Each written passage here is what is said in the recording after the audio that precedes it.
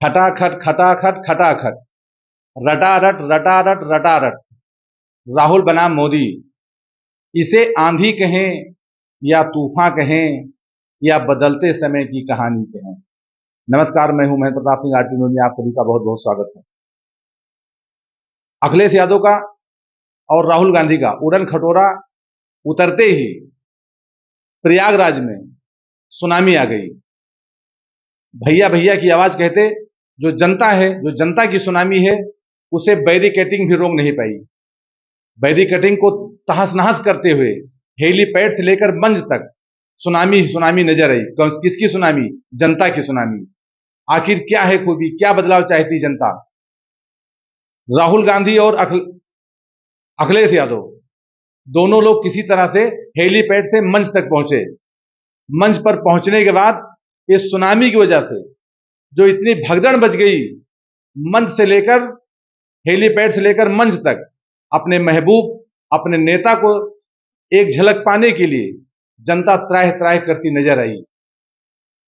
इसी के चलते उसी भगदड़ में माइक का तार टूट गया।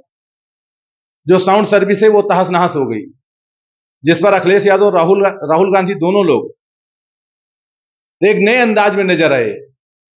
और जितनी समय भगदड़ मच रही थी, बवाल हो रहा था, उसी समय नए अंदाज में नजर आए राहुल गांधी। और राहुल गांधी ने अखिलेश यादव का ऐसा जबरदस्त इंटरव्यू लिया कि आप देखते ही रह जाएंगे और चौंक जाएंगे। दोनों लोग एक दूसरे का इंटरव्यू लेते मंच पर नजर आए। दिखाता हूं आपको किस तरह से कौन कौन सी बातें और इंटरव्यू ले रहे थे। प्रयागराज में जनता की सुनामी का विकराल रूप देखते हुए राहुल और अखिलेश भाषण तो नहीं दे पाए, पर एक नए अंदाज में जरूर दिखे और जबरदस्त एक दूसरे का इंटरव्यू भी ले लिया।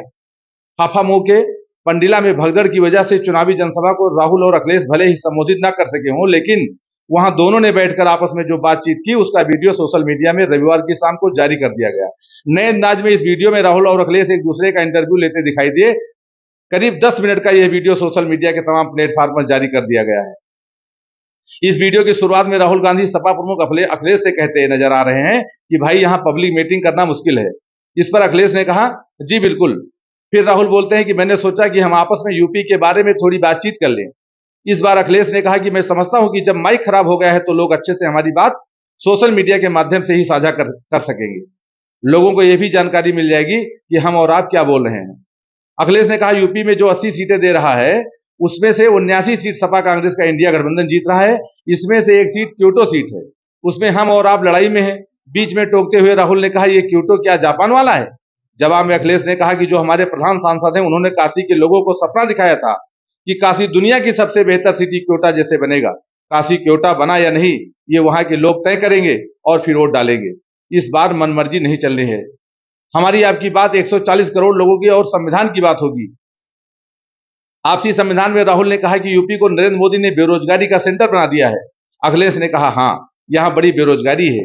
इस सभा में भी काफी संख्या में युवा बेरोजगार पहुंचे हैं। ये वो लोग हैं जो नौकरी चाहते हैं। अखिलेश ने कहा हम दोनों मिलकर बेरोजगारों को नौकरी दिलाने की दिशा में काम करेंगे। बातों ही बातों में राहुल गांधी के खटाखट बोलने पर ठिठोली करते हुए अखिलेश ने कहा कि आपके खटाखट बोलने के बाद मोदी जी रटारट रटारट रटारट लगातार बोल रहे हैं। इस दौरान राहुल ने कहा कि जरा अपने पिता मुलायम सिंह जी के बारे में बताइए। अखिलेश ने कहा कि नेताजी और उनके साथ के लोग जमीनी राजनीति करते रहे, वो धरती पुत्र बोले गए क्योंकि वो जमीनी लोगों की बात समझते थे। इस दौरान अखिलेश ने राहुल से कहा कि आप इस क्षेत्र से और शहर से आज का लगाव नहीं है, न जाने कितना पुराना है। इमोशनल कनेक्ट जितना आपके परिवार का है उतना किसी अन्य राजनीतिक दल का नहीं है। इसी तरह दोनों की बातचीत तमाम मुद्दों पर होती रही। राहुल ने अखिलेश से पूछा कि नरेंद्र मोदी जी डिबेट से क्यों डरते हैं। इस पर अखिलेश ने कहा कि यह सच का सामना नहीं करना चाहते, वो सच का सामना नहीं करना चाहते।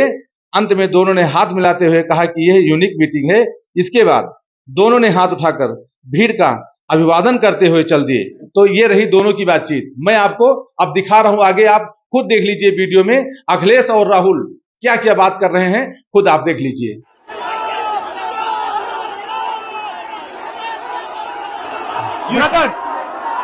यहाँ पे हमारा माइक खराब हो गया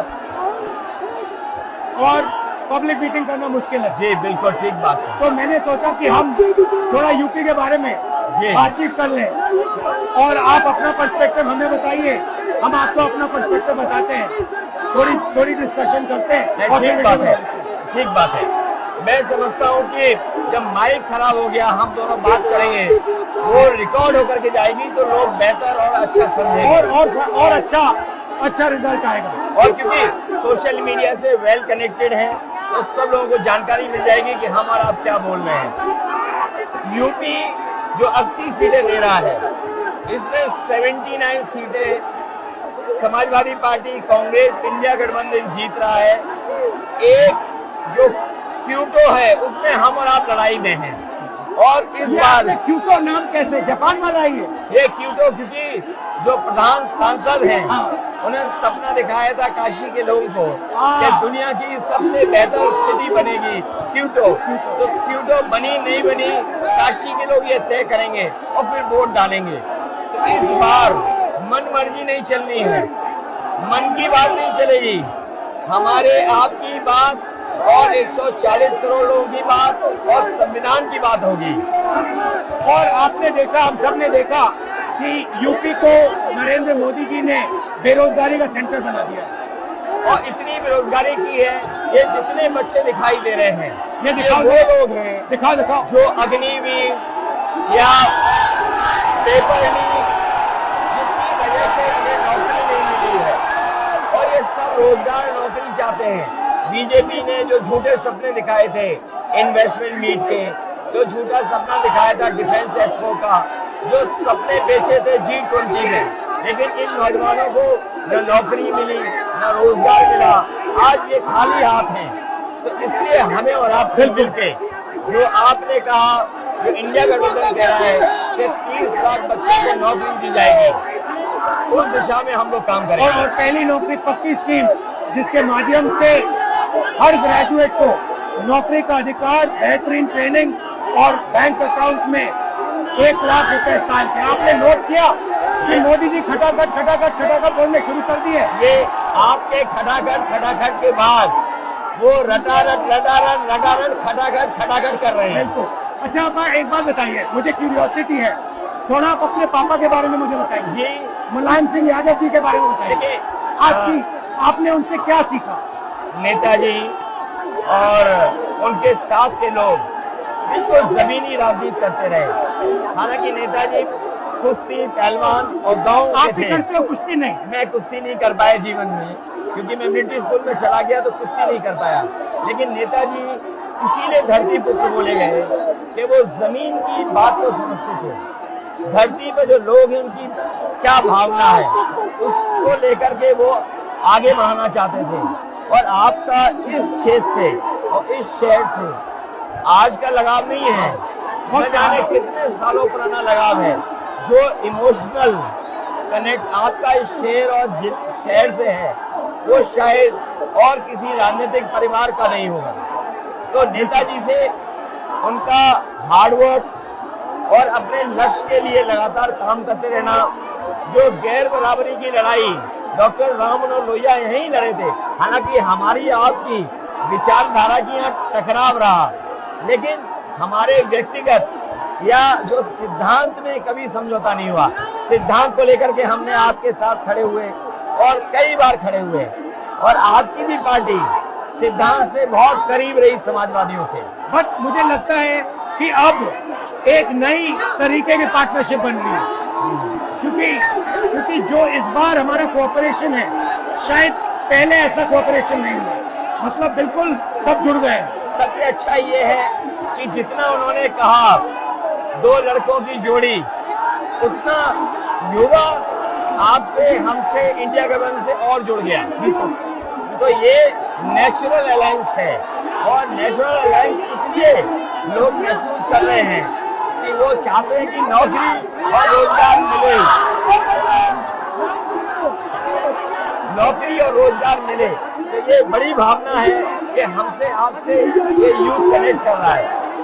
सबसे बड़ी बात, महंगाई की चोट सबसे ज्यादा इन लड़कों को लगती है। हमारी थिंकिंग है और आपकी भी है कि ये जो 22-25 लोगों को नरेंद्र मोदी जी ने पूरा का पूरा धन पकड़ा है, उसको ठीक करने के लिए जो हमारे युवा हैं, माताएं बहनें हैं, उनको डायरेक्ट बैंक अकाउंट में पैसा देना।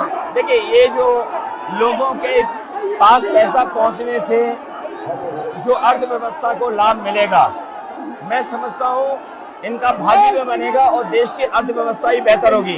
ये जरूरी स्कीम है कि इनके अकाउंट में पैसा पहुंचे, इससे थोड़ा बहुत जीवन स्तर इनका भी अच्छा हो। नरेंद्र मोदी जी डिबेट से क्यों डरते हैं? क्योंकि वो सच का सामना नहीं करना है ना, चाहते। पूरा उनका झूठ का गुब्बारा है। वो बीजेपी और बीजेपी के लोग मन मर्जी से चलते हैं, अपनी मर्जी से चलते हैं और उनको लगता है कि डिस्कशन की कोई जरूरत नहीं है क्योंकि वो सब कुछ जानते हैं। डेमोक्रेसी में जितना डिस्कशन होगा, जितने विचार एक दूसरे को हम सुनेंगे और एक दूसरे पे भरोसा करेंगे, उतना हमारा लोकतंत्र मजबूत होगा। ये बीजेपी के लोगों ने न केवल हमारी जान को खतरा पैदा किया है, बल्कि लोकतंत्र को भी और संविधान को भी खतरा पैदा कर रहे हैं। और इसका नतीजा दिख रहा है कि चाइना हमारी जमीन के अंदर आ गया, ये बेरोजगारी बढ़ती जा रही है, जो प्रोडक्शन होता है वो नहीं हो रहा है, और पूरा का पूरा एक्सटॉर्शन, ईडी, सीबीआई, ये लोग मतलब एक्सटॉर्ट कर रहे हैं। कई बार सुनने को मिल रहा है और सरकार स्वीकार नहीं कर रही है, लद्दाख की हमारी सीमाएं सुरक्षित हो गई, अरुणाचल के आसपास या सीमा जो चीन से छू रही है वो बहुत असुरक्षित है। तो चीन से जहां हमारा सीमाओं का खतरा है, वहीं चीन से हमारे बाजार को भी खतरा है। तो कहीं ना कहीं हम लोगों को अपनी मैन्युफैक्चरिंग इकोनॉमी और मैन्युफैक्चरिंग इकोनॉमी को बढ़ावा देना पड़ेगा।